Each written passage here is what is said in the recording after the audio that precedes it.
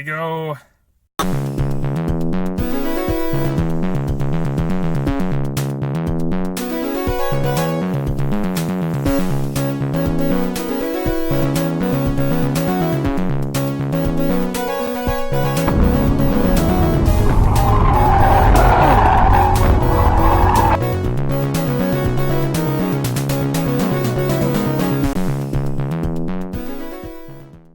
Alright, so first step to this.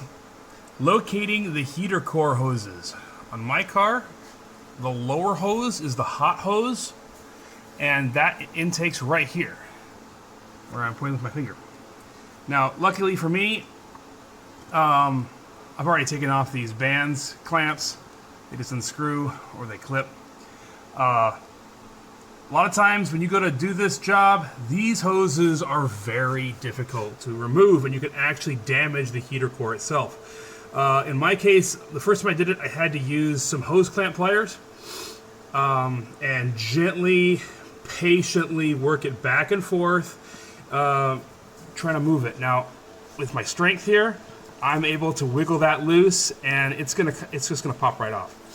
Kind of moving it back and forth.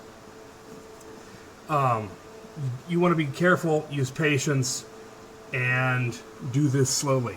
So this is my hot, so that means water or coolant comes in here warm and exits here cold. So I'm going to want to reverse those when I do my initial flush, or all my flushes really. And I'm going to be really thorough. I'm going to push water through one way, then reverse them, hook them up the other way, reverse it again, and we're also going to use some CLR to try to get rid of the rust and the calcium. If there's any calcium crud build up in the heater core, we're going to try and get it cleaned out really good. I don't have time today to drain the entire radiator. We're just going to focus on the heater core today, and if that works, then maybe I'll let that go till next summer when I can do a thorough flush in the whole system. Alright, I've got everything disconnected and hooked up here. I've got some clear plastic tubing which fits the heater core. That runs down here to a hose connection that I've got hooked up to my sink here in the garage. And on the inlet side, which is going to be our outlet, I've got a hose hooked up to that, which goes down here into this bucket, which I have cleaned out. And so that way I can visually see what I am getting outputted from my heater core. And I've got that where I can see it and then as I turn the water on and shut it off. Alright, let's see the water works. Let's turn the water on.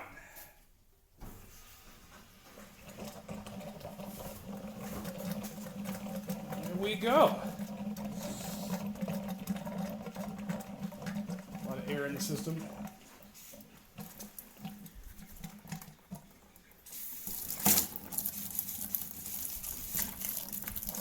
And honestly, that looks pretty darn good. I don't get what the problem is. Getting good output flow.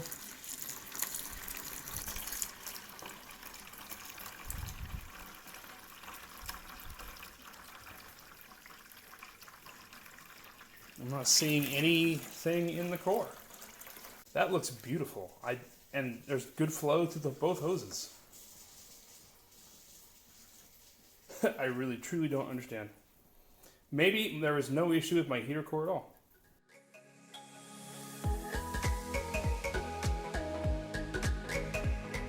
And so now what we're going to do is, I've got my funnel here hooked up to the hose, and we're going to dump some CLR into the heater core very briefly. Once that starts, I'm only going to wait like 6 or 7 minutes or so. It should clean out any calcium deposits, rust that's in the heater core. And while it's working, I'm going to hook my other end back up to the garden hose and prepare to flush. Okay, here we go. I'm going to pour the CLR very carefully until I see it come out the other hose. Using clear hoses is great for this. You can easily see what you're doing.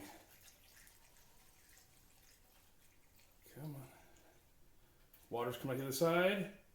And CLR. Yep, looks like it. Putting the CLR inlet hose back in my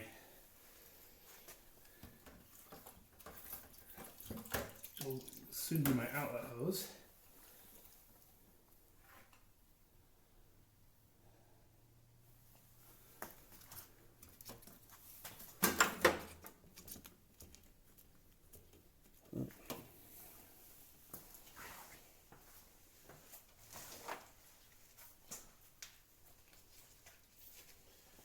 Reconnecting the flush hose to the garden hose.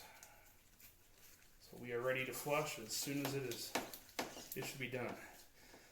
I was kind of expecting to hear some like sizzling or something.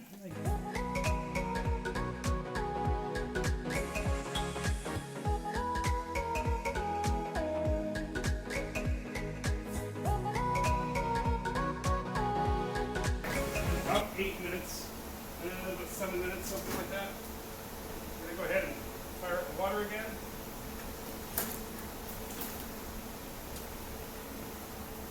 Let's see what comes through. Getting a lot of bubbles.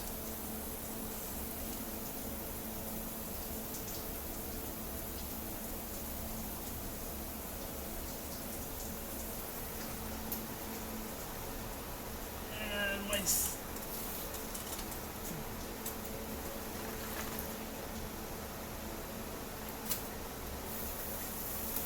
okay. Leaking like a sieve.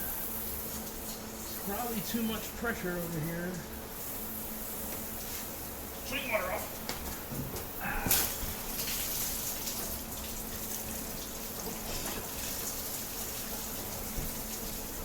Wrong way!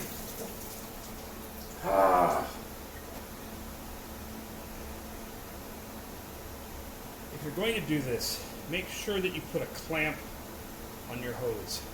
It was really hard to push that hose on there, but as soon as the water kind of got underneath it and lubricated it, that's when the hose just kind of becomes more flexible. And I used warm water. All right. Note to self. Use a clamp. Everything in here should be safe for water anyway. I got a lot of foamy looking water, but everything looked clean. I didn't see any dirty water or anything come out. So in case anyone was wondering, am I a professional? No, I'm an amateur. I know not what I do. All right, so clamps. Put something on that hose to keep it there, which is like a duh at this point, but it was so hard to get on, I couldn't imagine it coming off, and now I can imagine it coming off. Quite easily, in fact. Alright, now I've turned on the hot water just to run it for a minute or two to empty out anything that might be in the core.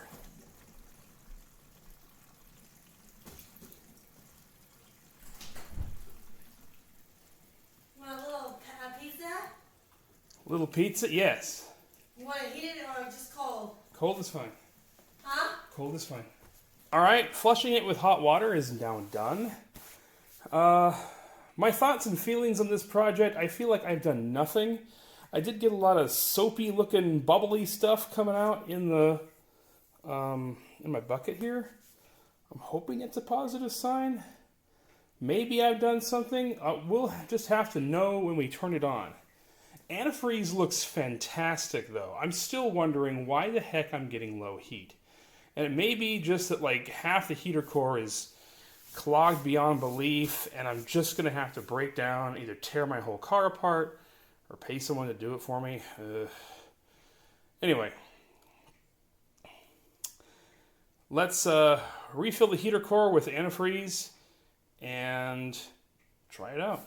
Alright, let's refill that heater core. Got my hoses hooked back up. I'm going to just slowly pour antifreeze in using my bong funnel here.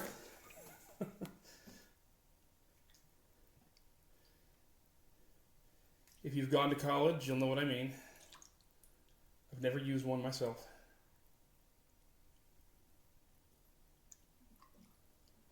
Alright. Let that simmer down there into the core. And we're just going to stop pouring as soon as I get coolant coming out the other side. Which is sooner than I expected.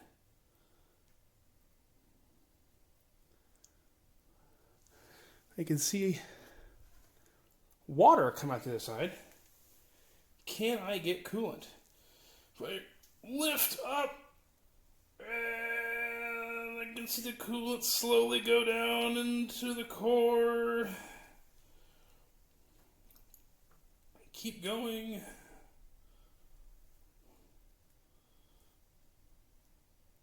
All right, I can now see coolant come out. Yes, it's getting green. All right, put a little bit too much in, but that's okay. We're gonna swap these out for the regular hoses, which still should have mostly coolant in it, and whatever air is in there will get hopefully dumped out by the system. I'll refill it with my no spill funnel at the radiator cap once I've driven around a few miles. All right. First off, hose clamp on. I'm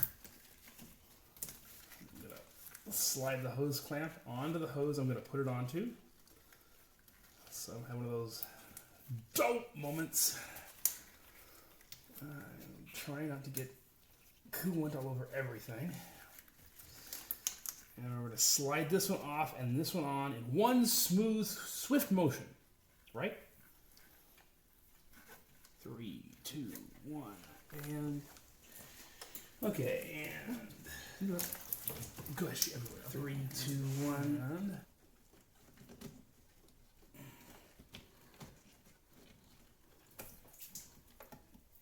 there we go.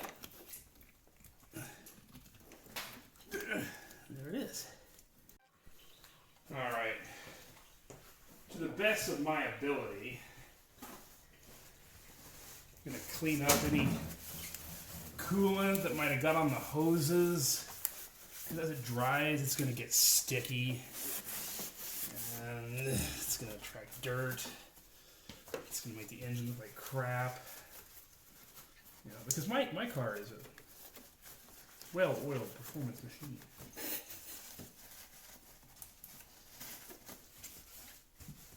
There we go.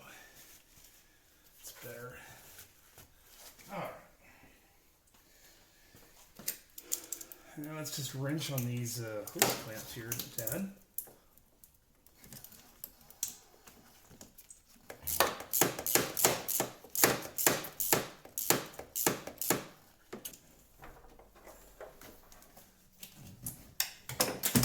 Ow! Stupid light. There we go.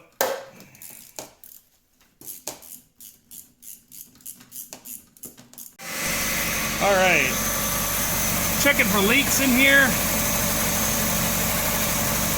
Don't see any dripping. Don't see any gushing. That's pretty good. Over here on this side. All right, so finishing thoughts. I don't feel like I've done anything today. I didn't see anything in my bucket. I was hoping to get like some kind of, like brown or, red or something that was murky coming out of the core. And I didn't see any of that. And that pisses me off.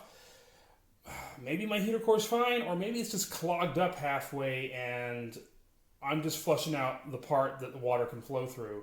And I really just need to find some way of replacing the whole core, which is difficult. But you know what? Sometimes the difficult things pay off where the easy things do nothing. And I think this is maybe one of those things. I'm going to drive it. I'm going to get in. I'm going to go. I'm going to drive into North Pole today. It's 10 below. So if I have heat, then I've done something. If I don't have heat, then I've done nothing. And maybe it's just the what do you call it? The thermostat.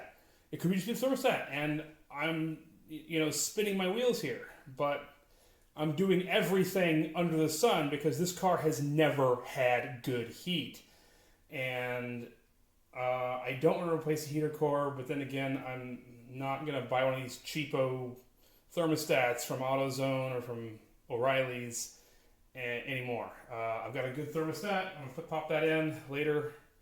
We'll see if that works. Yep. So I'll let you know after we redrive.